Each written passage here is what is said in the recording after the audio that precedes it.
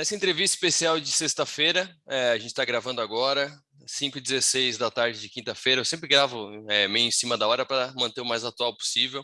Se você está acompanhando pela Som Maior, você daqui a pouco vai poder acompanhar em vídeo também pelo YouTube, ou se você está acompanhando pelo YouTube, muito obrigado pela audiência. Tem muitas entrevistas legais também no arquivo, procure no arquivo do canal da Som Maior do 48. E a entrevista dessa semana, ela não foi marcada por isso, eu vou admitir aqui, mas caiu como uma luva o meu entrevistado, porque assuntos muito interessantes que são da competência dele, que é o José Antônio Farenzena, presidente do Sindifisco, que é o Sindicato dos Auditores Fiscais de Santa Catarina. Zeca Farenzena, muito boa tarde. Ô Arthur, boa tarde, obrigado pelo espaço, obrigado pelo convite, né, em nome aqui dos auditores de Santa Catarina. E vamos lá, vamos bater um papo sobre os assuntos quentes do momento. Isso aí, vamos para um assunto que já é uma polêmica que vem de algumas semanas atrás, e essa semana tomou mais corpo, porque os estados meio que estão de saco cheio, digamos assim, de ouvir o governo federal colocar a culpa da alta dos combustíveis no ICMS. Então, o próprio secretário da Fazenda de Santa Catarina falou ontem, quinta-feira, no programa Delor Lessa, que não tem nada a ver uma coisa com a outra, o ICMS é o mesmo que sempre foi. Mas eu queria ouvir de ti, Zeca, o que tu vê desse caso, como é que tu acompanha essa questão, quem e como estão com a razão o governo federal e Santa Catarina, como é que tu analisa essa questão? A culpa do preço do combustível é do ICMS ou não é? Vamos lá, nós precisamos fazer uma análise um pouco maior para chegar a essa conclusão e na minha opinião, né, na opinião aqui dos auditores, chegar a uma conclusão um pouco mais sistêmica e lógica sobre essa questão dos combustíveis. Primeiramente, né, uma análise que tem que ser feita em relação ao contexto global, do mercado global de combustíveis e a dolarização das cadeias de petróleo. Hoje, nós temos, basicamente, grandes produtores concentrados na OPEP, especialmente a Arábia Saudita, que é a maior produtora, e dentro da OPEP tem diversos países, que tem a maior reserva é a Venezuela, mas a maior produtora hoje é a Arábia Saudita. No início da pandemia, houve uma discussão da OPEP, os Estados Unidos não são membro da OPEP, eles só fazem parte, não digo informalmente, mas eles não são membros oficiais, Estados Unidos, Rússia, China, oficiais da OPEP. Eles fazem um setor consultivo, alguma espécie de setor consultivo. E no início da pandemia, havia uma discussão sobre cortar a produção do petróleo, principalmente da Arábia Saudita, para que os preços se mantivessem estáveis à época, porque houve uma redução drástica na demanda em março do ano passado, e os países estavam preocupados com a diminuição das receitas oriundas do petróleo. Na OPEP, por exemplo, a Venezuela, que depende 80% da receita bruta do país, depende da exportação de petróleo. A Arábia Saudita, que depende em grande parte também, as receitas públicas do país dependem da exportação de petróleo. Então, houve um acordo internacional para cortar a produção, para os preços se manterem estáveis naquela época. Então, corta a produção, reduz a oferta, porque a demanda também estava reduzindo, então tu mantém o preço. Passada a pandemia, e alguns meses, acarretou, a pandemia trancou globalmente a economia por um pouquinho, por um determinado período de tempo, e depois começou o aquecimento econômico mundial novamente, não digo euforia, mas uma fase de tudo aquilo que não foi produzido em 45, 60, 75, 90 dias, começou a ser produzido depois, vários setores produtores com bastante demanda e setores que demandam petróleo, demandam os derivados de petróleo. Então, o que se assistiu e se assiste hoje, só para contextualizar globalmente, é o inverso. É um alinhamento global, Estados Unidos, China, Rússia, países, tirando os Estados Unidos, né, mas, por exemplo, os BRICS, que é o Brasil, a África do Sul, a China, é um alinhamento, a Rússia, de países que têm uma moeda um pouco mais fraca, que é o nosso caso do real, que ela varia muito em função do dólar. Se o dólar varia um pouquinho, o real varia muito mais. Ela não é uma moeda forte que nem o euro. Isso acontece com o rublo também, acontece com a moeda chinesa. Então, hoje a preocupação que tem, inclusive dos Estados Unidos, é com a inflação interna. Mas quem está mais preocupado é Rússia, China, que apesar de produtores, bons produtores de petróleo, eles sofrem o impacto em função da política monetária do próprio país e da questão da moeda enfraquecida, o rublo, no caso da Rússia. Então, hoje tem um alinhamento para voltar atrás e pedir para que os países produtores de petróleo joguem um pouco mais de petróleo na economia para o preço arrefecer.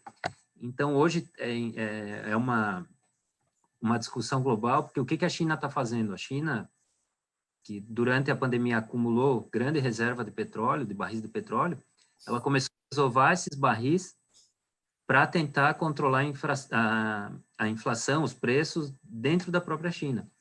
E isso também notamos preocupações do Banco Central americano, do Banco Central chinês e do Banco Central russo, toda na mesma linha de o petróleo, como insumo básico da economia para todos os setores, ele gera inflação. E no nosso caso também não é distinto. Nós precisamos muito dos derivados do petróleo, né? Cadeia de transporte, o gás natural, a indústria toda precisa. Então, isso traz uma preocupação com a inflação para os setores, né? Agora, voltando para o nosso setor, para o Brasil, feito, né, global. O Brasil, assim como a Rússia, a China, adotou essa política de variação dos preços do petróleo, total liberdade para a empresa definir. Só que como o câmbio teve uma desvalorização enorme em questão aí de 2 anos, o preço do petróleo internacionalmente não teve uma pequena variação, mas teve grande variação em função do nosso câmbio, né? O câmbio há alguns anos atrás, 3 anos, era 2,50, 2,60 o dólar, hoje é 5,40, 5,30, então é bastante coisa, né? E afeta principalmente os países que têm uma moeda mais fraca, os emergentes, né, os BRICS. O Brasil decidiu, não, tem que dar total liberdade para a Petrobras definir a política de preços. Ok, porque é uma política de livre mercado, né, é uma tendência neoliberal dos outros países, etc. Só que essa correção dos preços da Petrobras, ela foi inflando o preço do diesel, do gás natural, do gás de cozinha, da gasolina comum, lá na ponta, na bomba ou na distribuição para a pessoa física, principalmente, porque quem paga a conta é a pessoa física. E aí tem essa discussão, do meu ponto de vista, até um pouco irracional, que virou só briga política, né, visando 2022, ideias políticas distintas, né, de partidos. Na verdade, é luta de determinados grupos pelo poder. Nada mais simples, puro e simples do que isso, né? Porque como é que funciona? Essa média que os estados definem junto ao CONFAZ, ao Conselho Nacional de Política Fazendária, nada mais é do que uma média do valor praticado em cada estado. Hoje, Santa Catarina tem a terceira menor média do país no diesel, na gasolina, e, salvo ledo engano, é o 12º em relação ao gás de cozinha. Mas por que eu digo que essa média não influencia? Toda a distribuição do petróleo, o refino e a distribuição do petróleo hoje, infelizmente, o nosso país é monopolizado. E a Petrobras domina, por exemplo, o refino de combustíveis. Eu estava vendo um estudo esses dias, e cerca de 96% do refino é feito pela Petrobras. Então, não tem concorrência no setor. A Petrobras definiu o preço, e o preço é aquele. Não tem aquela...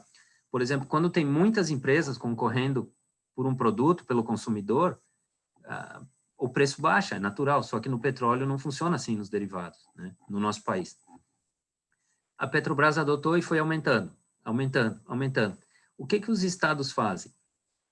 considerando que a distribuição do petróleo ela envolve poucos atores, monopólio ou monopsônio, né, quando são poucos, e que postos de combustíveis têm milhares, os estados fazem essa média e a gasolina e o diesel, eles têm um recolhimento de ICMS que a gente chama de ICMS antecipado, que é por substituição tributária.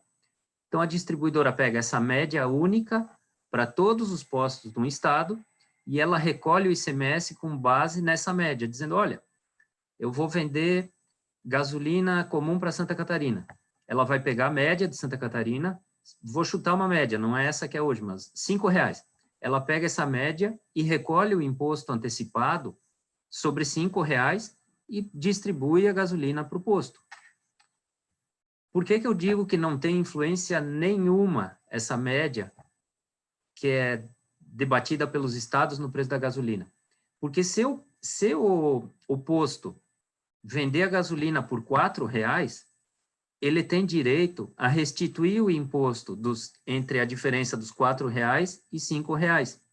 E se ele vender a gasolina a R$6, dessa diferença do 5 para o 6, ele complementa a diferença do R$1 sobre o ICMS. Então, a gasolina, independente dela ter essa média aí ou não, e o diesel também, né?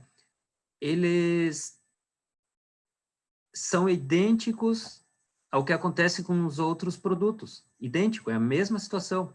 Porque isso foi uma decisão do Supremo Tribunal Federal há alguns anos, que disse, se o contribuinte recebe uma mercadoria e sobre aquela mercadoria já teve um recolhimento de imposto, considerando que o preço de venda lá no fim para o consumidor será 10. Se essa mercadoria for vendida por menos de 10, esse contribuinte tem direito a restituir o imposto. Só que também se ele vender maior do que 10, ele tem que complementar a diferença do imposto. Então, vamos pegar assim, ó, se a média, vamos chutar um exemplo bem tosco, só para entender. Se a média do estado chegasse e dissesse assim, a minha média da gasolina comum é R$10, o que ia acontecer? A distribuidora ia enviar a gasolina para Santa Catarina, recolhendo ICMS sobre R$10, 25% sobre R$10. O posto, por sua vez, ia vender essa gasolina a R$5. Então, vamos chutar, R$6, ia vender a R$6. Então, os R$4 da diferença, o posto ia ter direito à restituição. Então, essa média, ela não iria influenciar no preço final do combustível na bomba. Ela não influencia. Ela é só uma média. Esse contexto é interessante, porque vai ao encontro do que é a substituição tributária. Por exemplo, uma montadora de veículos. Quando ela vende o carro para o Estado, ela já recolhe o ICMS antecipado com base num preço estimado de venda ao consumidor do veículo. Por que é feito assim? Porque tem 1, 2, 3 montadoras e tem milhares de pontos de venda, né? Então, tu simplifica a cobrança do tributo, tanto para a distribuidora, quanto para o consumidor final, para a empresa que recebe o carro. Porque tu não tem, por exemplo, pensa numa distribuidora que vende para todos os estados e para a Petrobras, vamos pegar a Petrobras, que é o exemplo clássico, na BR Distribuidora. Eu vendo para 400 mil postos aí no Brasil, um chute, eu não sei nem quantos postos tem, mas vendo para 400 mil pontos de venda. Já pensou se ela tivesse que calcular o ICMS antecipado para cada uma dessas com valor diferente? A minha média aqui, distribuidora, é 4,20. Aí o outro posto, a minha média é 4,22. A outra é 4,50, 4,30, 4,40. Para cada produto, seria muito difícil e inviável. E dessa forma, não. Tu concentra e diz, a distribuidora recolhe sobre um valor X. Se o posto vender a maior, tu tem direito, tu tem que complementar. E se o posto vender por um preço menor, tu tem direito a restituir o imposto. Então, é uma sistemática simples que não difere dos outros produtos. O que eu digo, e que é a minha opinião pessoal e baseada também em estudos técnicos, né? Porque eu sou presidente do Sindicato dos Auditores Fiscais e também sou auditor fiscal de carreira, é uma questão técnica. O preço, a média, não influencia no valor do combustível. O que influencia hoje no valor dos combustíveis é o câmbio e essa política de preços adotada pela Petrobras, né? E por que o câmbio também influencia? Porque a cadeia do petróleo é dolarizada e porque hoje o refino e a distribuição do petróleo é concentrada na mão de poucos atores de mercado. Então, se fosse um pouco mais distribuído, seria mais fácil de negociar preço. Isso quando tu vai comprar um eletrodoméstico, uma TV, por exemplo. Ah, eu escolhi essa TV aqui de 42 polegadas. Arthur, tu tem 20 lojas aí na internet que vendem a mesma TV. Então, tu pega uma 2000, outra 2100, uma 1999, tu consegue ter uma margem, né? Mas o petróleo não. O petróleo que eu digo, né? Os derivados do petróleo, não. A Petrobras ou o outro que vende, ele diz, o meu preço da refinaria é esse aqui, 2, 3, 5, pronto, acabou. Ou tu compra, ou tu não compra. Então, não tem margem para negócio, né? Não tem, aquilo ali acabou. E é muito influenciado por políticas globais também de combustíveis. Então, essa questão do combustível, ela é teoricamente muito simples, na questão do preço, mas falando da questão geopolítica mundial, ela é muito complexa. Ô, Zeca, deixa eu voltar na parte do ICMS, porque tu fez a explicação de como é cobrado, e eu entendi. Se tu tentasse explicar rapidamente que o ICMS é cobrado antecipadamente, eu ia achar uma loucura tu cobrar um imposto antes da operação, porque não é a lógica, mas eu entendi porque é mais fácil de fazer o cálculo, até para padronizar o cálculo. Mas a discussão que, pelo menos que chega no cidadão comum, é a alíquota em si, que, salvo engano, a de Santa Catarina é 20% ou 25%. Então, a discussão e a pressão que vem do governo federal sobre os estados é: o estado cobra 25% do combustível, então o estado está responsável, digamos assim, por 25% do preço da gasolina ou algo do tipo. É uma pressão para que o estado diminua a alíquota em si do imposto. Eu queria te ouvir sobre isso, se seria algo aceitável o Estado fazer isso, se o Estado pode fazer isso, seria algo adequado para o Estado fazer isso, pensando na ponta que somos nós, né? Sim. Essa discussão, mais uma vez, né, ela virou um palco de debate político eleitoreiro, né? Se tu pegar hoje, por exemplo, o governo federal diz, a culpa é dos governadores porque 25% é ICMS. Mas, na verdade, por exemplo, da gasolina não é 25%, porque o álcool é misturado com álcool, então dá um pouco menos. Tem estados que é um pouco maior, porque ali está, por exemplo, o Rio Grande do Sul, que era 30%, anunciou que a partir do ano que vem vai ser 29%. Rio de Janeiro até outro dia era 34%, agora baixaram para 32%. Então, Santa Catarina sempre cobrou 25%. E é uma questão de escolha, porque hoje a gente tem um modelo de Estado que fornece ao cidadão, vamos lá, tem a saúde, tem escola pública, tem segurança. O combustível para Santa Catarina representa em torno de 4 bilhões por ano de arrecadação. Então, é possível baixar a alíquota? Claro, se tiver um acordo com os estados, porque hoje a alíquota mais baixa é 25% na gasolina e 12% no diesel. E as duas de Santa Catarina são 25% e 12%, que são as mais baixas. Se os estados disserem, olha, nós vamos baixar a alíquota de 25% para 17%, para 18%, para 20%, daria. Só que, na ponta lá, o estado vai ter que fazer conta e abrir mão de outra coisa. Eu vou ter que abrir mão de 4 bilhões por ano, ou, né, por exemplo, 1 bilhão de reais por ano de receita, invariavelmente eu vou ter que abrir mão de outro serviço público. Eu vou ter que fechar. Quanto custa para manter os hospitais, a educação pública? É uma questão de escolha, sabe, Arthur? Tu tem um orçamento, dentro daquele orçamento tem distribuições de recursos. Dentro do orçamento do Estado, tu tem destinações. Então, por exemplo, se tu hoje dissesse, eu vou baixar a alíquota e eu aceito reduzir a arrecadação tributária em 1 bilhão de reais por ano, que seria uma questão, por exemplo, dos combustíveis. Automaticamente, os municípios deixam de receber 250 milhões de reais, que é o quinhão, que é a parte destinada aos municípios. Os poderes, em torno, né, de 22% da receita líquida disponível. Então, tudo isso tem que ser feito dentro de uma lógica um pouco mais inteligente, de um cenário um pouco maior, um pouco mais macro. Não dá para simplesmente, por exemplo, o governo federal diz, tem que cortar o ICMS da gasolina. Ok? Mas e aí, o que nós vamos fazer? Nós vamos tirar o dinheiro dos municípios? Porque a lógica é a seguinte, quanto mais dinheiro tu conseguir carrear lá para o município, melhor, porque é lá onde as pessoas vivem. E a pandemia foi mais uma amostra que o serviço público, a prestação de serviço tem que estar na ponta. Eu preciso de um hospital em Criciúma com leitos para atender aqueles enfermos da UTI. Eu não tenho como não ter creche, não ter escola pública em Criciúma. Eu tenho que ter. Não adianta pegar o estudante de Criciúma e dizer, olha, se tu quiser estudar agora, a tua escola vai ser lá em Tubarão, porque esse percentual da educação não vou mais repassar porque nós abrimos mão de R$1 bilhão de arrecadação.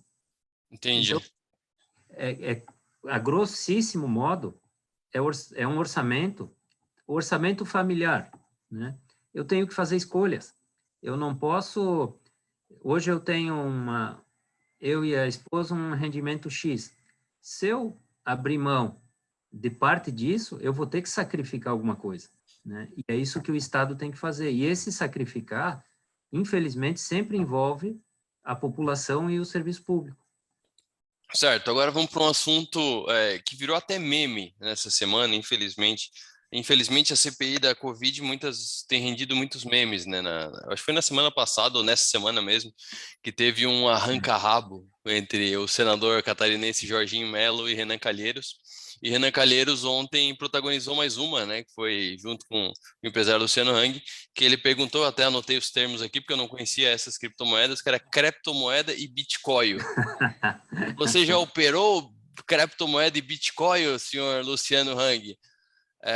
Então vamos falar de criptomoedas. Isso aqui é só uma piada, né, que acabou sendo usada como gancho, mas assim, é algo que ainda é desconhecido. Isso, querendo ou não, é algo engraçado, o pessoal tá rindo, o pessoal tá usando para descer a lenha no Congresso mais uma vez, mas querendo ou não, reforça, já que, levando em conta que os políticos que estão lá são representantes da sociedade, para o bem e para o mal, mostra que há um desconhecimento sobre criptomoedas ainda no Brasil.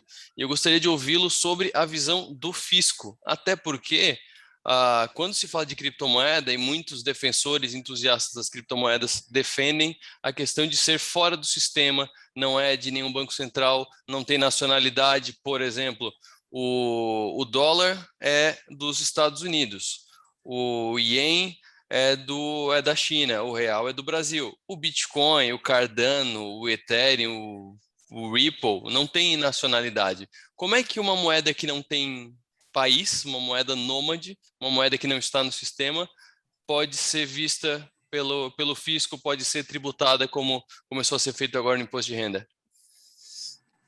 Vamos lá, sobre a CPI, você veja quanto é desconhecida ainda a matéria, né, dos criptoativos, das criptomoedas, até mesmo para um senador da República. E esse não é um assunto meramente também local nosso brasileiro. Hoje, nos Estados Unidos, tem uma grande discussão, você citou a Ripple, sobre o token da Ripple, a moeda, o XRP, que a agência de valores mobiliários dos Estados Unidos ainda não conseguiu chegar a uma conclusão se ela é uma moeda, se ela é uma security, que eles chamam, que é um valor mobiliário. Não tem clareza, as criptomoedas ainda não têm uma regulamentação específica, não tem clareza, né? Mas o mais interessante disso tudo é que a gente acaba ouvindo, como é que eu conheci isso, né, e como é que comecei a estudar um pouco sobre esses criptoativos. A gente sempre ouvia falar de fraude. Não sei quem lá deu um golpe do Bitcoin, prometia 10% ao mês e tal. E aí você vai estudar o que é Bitcoin, o que é uma criptomoeda. E a coisa é interessante, a situação como um todo é interessante, porque é um código matemático criado. Vamos falar do Bitcoin bem rapidamente, né, para exemplificar.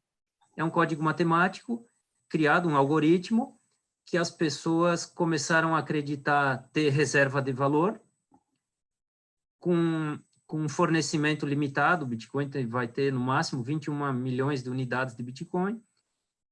E, para mim, o mais estranho disso tudo é que, assim como as nossas moedas nacionais, por exemplo, o real, o dólar, o rublo, você citou, né, o euro, as pessoas acreditam que aquilo tem valor. As nossas moedas nacionais, elas têm um papel, está no papel, eu tenho um dólar papel.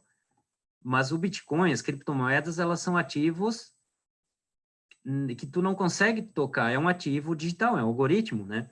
E é engraçado que as pessoas começaram a acreditar que aquilo ali, que esse código matemático, que essa unidade, ela tem valor.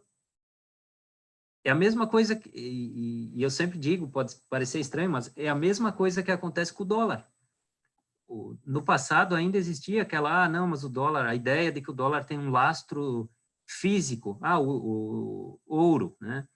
Mas hoje não tem. O que faz a moeda valer, seja ela física ou digital, é as pessoas acreditarem que ela tem valor ou que futuramente ela terá mais valor do que ela tem hoje.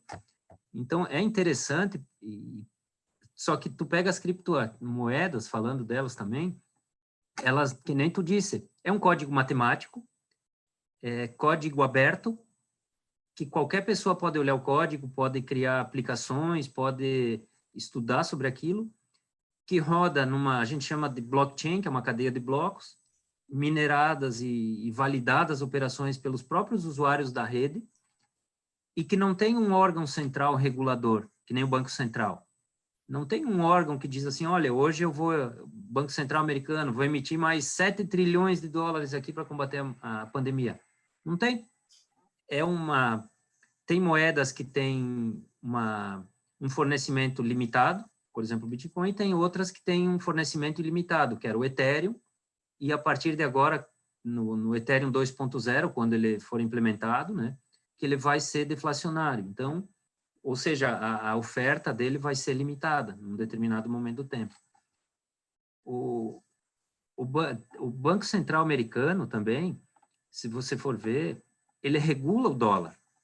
Ele controla as transações com euro, só que ele não consegue controlar as operações com criptomoedas.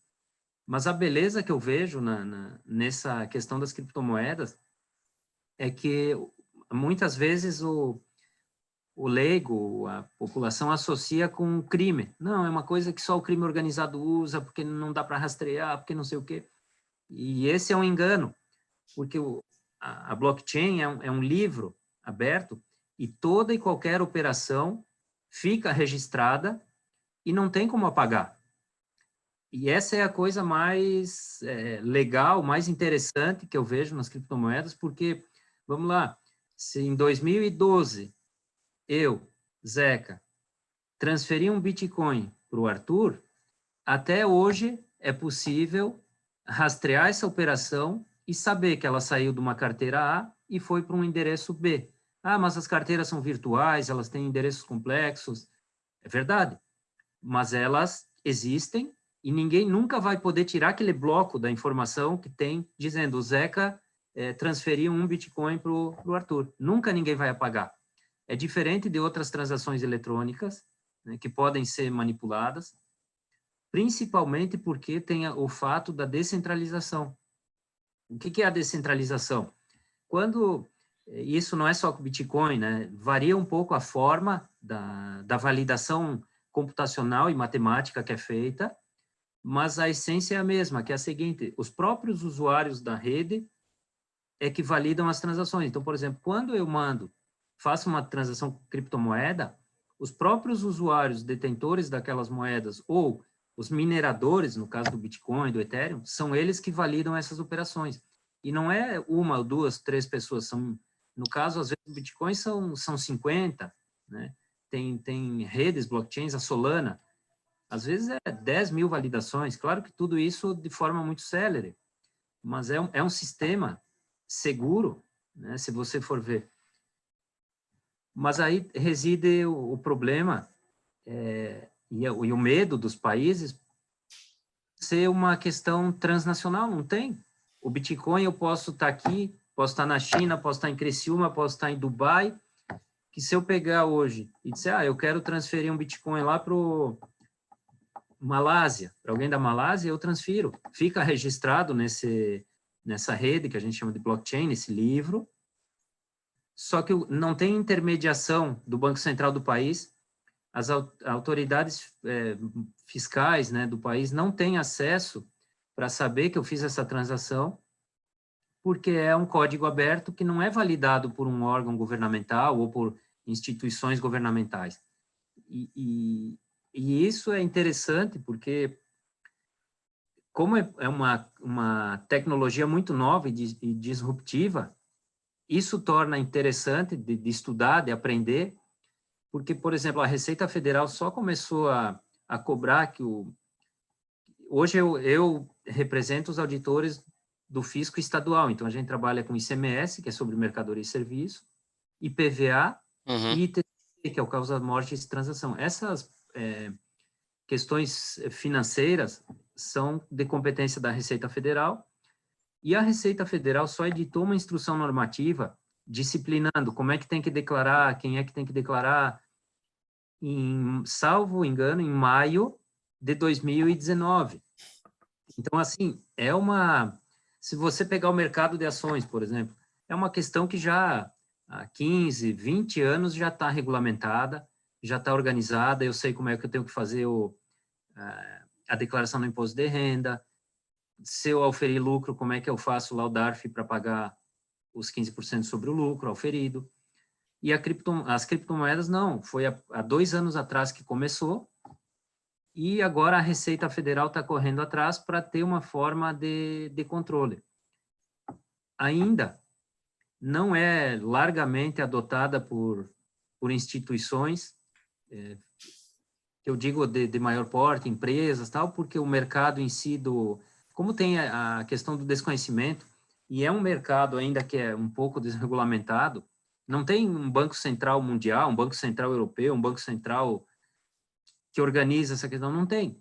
Né? São os próprios usuários da rede, com os projetos, as questões computacionais, do código aberto, que pode ser auditado por empresas de software.